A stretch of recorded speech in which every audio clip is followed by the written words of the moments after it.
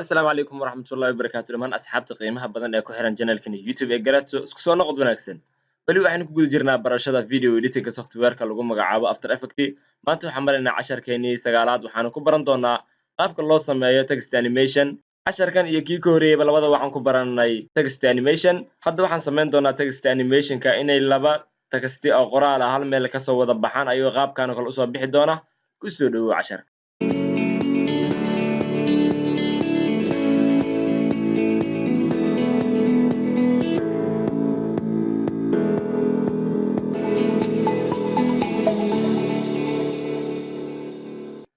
sidii caadada noo ahayd waxaan ku horumarin doonaa inaan sameysano composition cusub colorkiisa waxaan ka dhigi doonaa blue halkan waxaad ka dhiganaysaa dabcan adiga ilaa iyo 6 sekin oo kale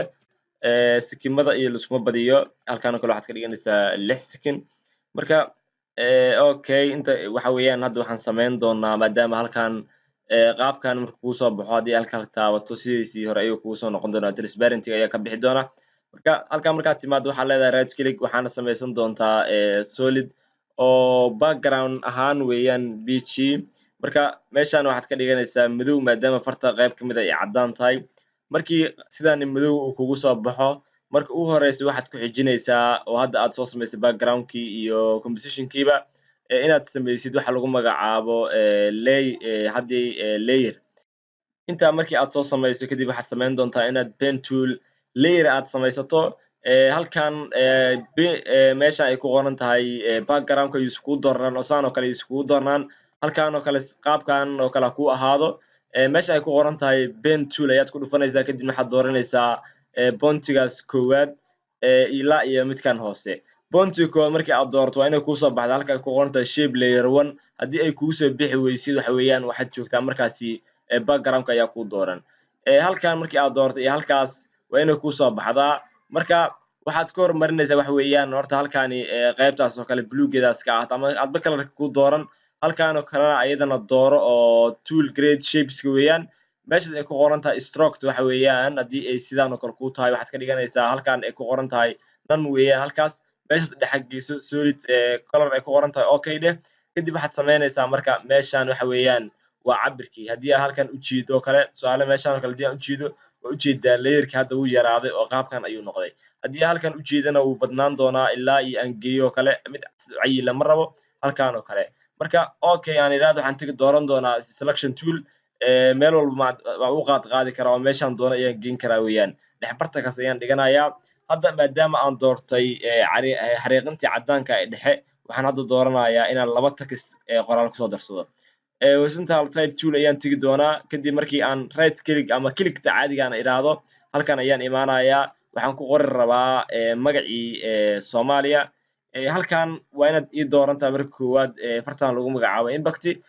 color-kan uu yahay blue waa halkan ay tahay 88 intaas hadii ay ku tahay waa okay kadib waxaad qoraysaa Soomaaliya fartana iska weeweeyay oo Soomaaliyada caadiga farta weyn oo kala dooro double o ka dhig Soomaaliya intaas markii aan qoray waxaan u baahanahay inaan dhuutiyo kala weyneysanaya bal halkan aan keensado halkan markii aan keensado meeshan oo kale hadii calaamad ay ku aragtay refresh ay ku qoran tahay waxaad taabanaysaa ka fiir keyboard-kaaga meesha ay ku qoran tahay caps lock ayaad dooranaysaa marka meesha farta markii aad weyneynaysid kaliya waxa weeyaan keyboard-ka markii aan rabo farta inaan weereeyo meesha aan dooranayo in ayadana ka wada weyneeyo weeyaan ayaad caps lock-gaas kala dhufanaysaa marka refresh-kii caadiga ayuu ku noqon doonaa oo ka kici doonaa marka hadda halkan oo kale ayaan weyneynayaa aadna lama rabo inaad u weyneyso marka okay intaan oo kale geesaha ayaa laga weynayaa badanaa halkan oo kale ka weyne waa kan hadda Soomaaliya halkaas oo kale ka weyneeyay marka Soomaaliya markii aan weynay haddana waxaan u baahanahay inaan far kale ku soo darsado tan ayaan isla markiiba waxaan leeyahay control d markii aan control d iraado oo u jeedaa halkan Soomaaliya 1 iyo Soomaaliya 2 ayaa iga soo baxay tan kore ayaan ku sameyn doonaa double click leh halkan leeyahay kadib waxaan ka dhigi doonaa Mogadishu markii aan qoro Mogadishu uma jeedo hadda waxaan qoray maadaama farta isku color tahay halkan waxaan ka dhigayaa colorka cadaanka bal aan fiiriyo markaas hal mar double click siiyo blue ayaa ii saarneed awal cadaan aan ka dhigo hadda waa kaas meeshan Mogadishu ayaan ku qortay selection tool-ka ayaan tagi doonaa kadibna waan jiidi doonaa Mogadishu ayadana meel gooni ayaan geenayaa waka hadda sidaad u jeedid meeshan waxaa ku qoran Soomaaliya halkan waxaa ku qoran Mogadishu ayaa ku qoran intaan u guda gelin marka koowaad waxaan ku samayn doonaa muqdisho waxa lagu magacaabo position iyo Soomaaliya waxaan ku samayn doonaa iyadoo kalena booska ay joogto inaan ka wado oo halkaan oo kale keeno kadib markii la marayo 4 second aan meesha ku soo celiyo hadda muqdisho kale aan doorto xarafka waxaan taabanayaa p markii aan doorto kale markii aan marayo ku dhawaad ilaa 4 second oo kale waan buuxinayaa halkaas dhibicda koowaad ayaan siinayaa bountiga waxaan kaloo dooranayaa marka ayadana sidoo kale aan booskeeda geeyo halkaas oo kale ayaan imaanayaa 0 second waxaan dooranayaa haddana halkaan ay ku qoran tahay ama booska ayaan ka wadaaya anoo halkaan oo kale jiidayo kale halkaas Soomaaliya dusheeda ayaan saarayaa halkaas oo kale ayaan geynayaa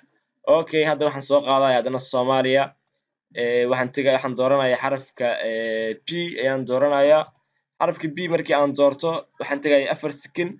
4 second markii aan tago halkaan waxaan ku samayn doonaa asigana sidoo kale inaan keyframe-ka ama bountiga aan saaro halkaan oo kale aan imaado markaas meesha ugu dambeysa waxaan samayn doonaa iyadana sidoo kale Soomaaliya waan soo wadayaa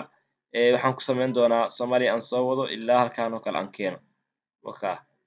hadda bal u fiirso qaabkay noqon doonaan aan muuqaalka aan preview inta tago caadi u daaro bal u fiirso muqdishona caadi ayay halkaan u wareegaysaa Soomaaliyana hadda halkaan labadooda way u jeedaa inay iska soo dhex muuqanayaan oo Soomaaliyana la arkaayo muqdishona la arkaayo awalna muuqaalka sidaa kusoo daawad sidaan ma ahayn marka waxaad samaynaysaa wax weeyaan waxa lagu magacaabo layer cusub intaan soo doorto kale bal kana iska xiro kana aan iska xiro waxaan dooranayaa hadda muqdisho korkeeda ayaan rabaa inaan doorto marka koowaad calaamadda taa qaadi waxaad geenaysaa 4 second 4 second oo caadiga ku ahayd sidii aad rabtay markaa geysid waxaan dooranaysaa Soomaaliya waxaan hadda rabaa inaan soo darsado layer cusub halkaan ayaan click leeyahay click markii aan iraado waxaan dooranayaa ama xoogaa click tariix